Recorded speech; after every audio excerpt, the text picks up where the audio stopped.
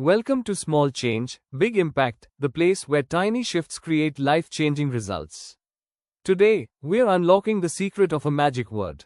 A word so short, yet so powerful, it can reshape your time, your energy, and your future. We'll explore when to use it, how it transforms your life, and the right way to make it work for you. Ready to discover the word that gives you back control? Let's begin. Have you ever looked at your calendar and realized it's not really your life you're looking at? For years, mine was a highlight reel of everyone else's priorities. I was constantly running on empty, buried under a mountain of commitments I'd said yes to, and I was on the fast track to burnout.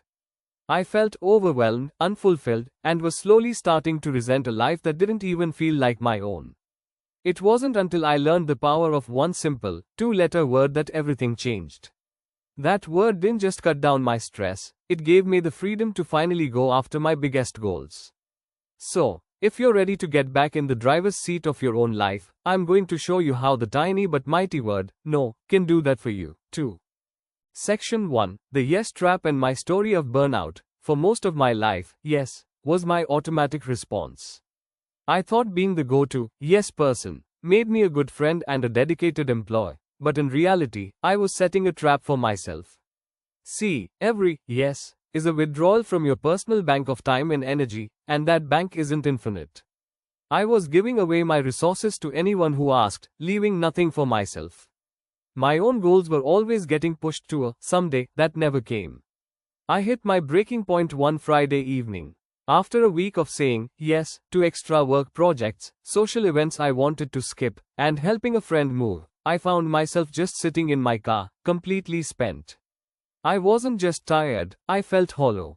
My life was full, but I wasn't fulfilled. That's when I realized this wasn't just stress, it was a form of self-neglect. Section 2. The breaking point and the discovery. The final straw was a simple request from a colleague to review a presentation. My schedule was already bursting, and I could feel the familiar, automatic, yes, forming on my lips. But this time, my gut was screaming, please, don't do this again. So, I took a breath. And for the first time in what felt like a lifetime, I said it, I'm sorry, but I can't. I'm at full capacity right now. I braced for the fallout, the disappointment, but nothing happened. He just said, no problem, thanks anyway, and walked away. The world didn't end. My reputation wasn't destroyed. In that quiet moment of relief, I realized the truth. No isn't a weapon, it's a tool. It's not about rejecting the other person, it's about accepting your own limits. That one tiny no was the key to taking my life back. Section 3. The Psychology of People Pleasing. So, why is saying no so hard? For many of us, it's a learned behavior that comes from a deep fear of rejection, conflict, or being seen as selfish. You feel responsible for other people's feelings, so a no feels like you're intentionally letting them down. But it's crucial to see the difference between genuine kindness and fear-based people-pleasing. True kindness is sustainable. People-pleasing will always lead to burnout because it comes at your own expense. My constant stream of yes wasn't about generosity, it was about managing my own anxiety. If any of this is hitting home for you, if you've ever felt stuck in that cycle of saying yes while you are screaming no on the inside, do me a favor and hit that subscribe button. This channel is all about taking back our time and energy, and I'd love for you to be part of the community. Section 4. The No Toolkit. 5 Steps to Reclaim Your Life. Alright, let's get practical. Knowing you should say no is one thing, actually doing it is another. Here are the 5 steps that helped me make no my new superpower. First, reframe no as a bigger yes, Tarankan. This is the most important mental shift.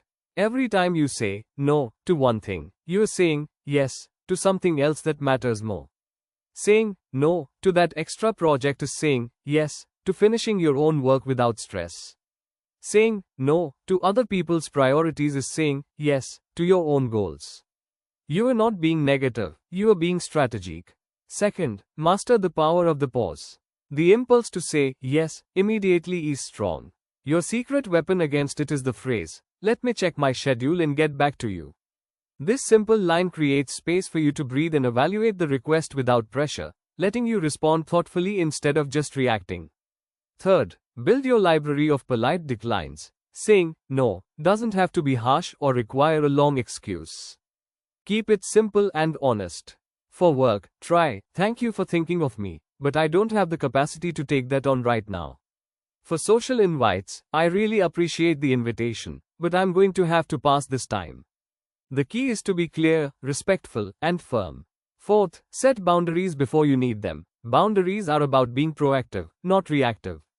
Setting clear boundaries communicates your limits before you're put on the spot. This could be letting colleagues know you don't check emails after 6 p.m. or scheduling focus time in your calendar. Small, consistent boundaries teach people how to treat you and protect your energy. Fifth, start small and build confidence. If you've been a people pleaser for years, this is going to feel uncomfortable. You'll probably feel guilty. That's okay. Guilt is just a sign that you are breaking an old habit. Start small. Say no to a low-stakes request. Each time you do, you prove to yourself that the world doesn't fall apart. This builds your confidence for the bigger boundaries that matter most. Section 5. Life after no, the transformation. So, what happened when I started using these strategies? It was a game changer. Slowly, the noise in my life began to fade. My calendar, once a source of anxiety, started to reflect my own intentions. The constant feeling of being overwhelmed was replaced with a sense of calm and control. But the biggest change was the return of my creative energy. With the time and mental space I got back, I could finally say yes to myself. I started that side project I'd been dreaming about. I had the energy to be fully present with my friends and family. Saying no didn't close doors, it opened the right ones. To sum it all up, my journey from a burnt-out people pleaser to someone living with intention started with a single word. No, it's not a word of selfishness, it's a word of self-respect. It's the tool that lets you protect your energy, honor your priorities, and build a life that is authentically yours. So my challenge to you is this: start today.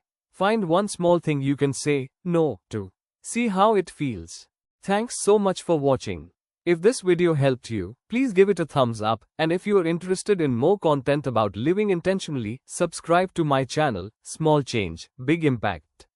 It's time to live life on your own terms. I'll see you in the next one.